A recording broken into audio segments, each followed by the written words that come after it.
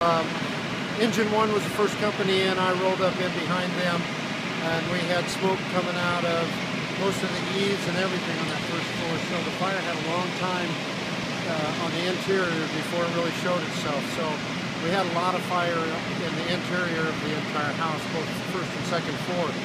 Once we opened it up and got in there, we had fire get up into the attic, and we've got false ceilings and false roofs in there.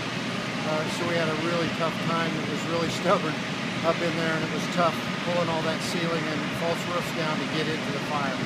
Anybody live here? We've had reports from the neighbors that there is a gentleman that lives here. He was not in the house. We've searched it, both primary and secondary searches. There was nobody in the house. We've got a number of his sister, and we're trying to contact the gentleman now. Anybody get hurt? No firefighters have been hurt or anything, no. Martin, He's tired.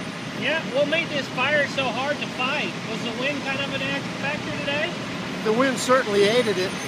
Mostly, we just had so many false spaces up in the ceiling and in the roof, and the roof's cut up quite a bit, so we just had a lot of trouble getting up to where it was.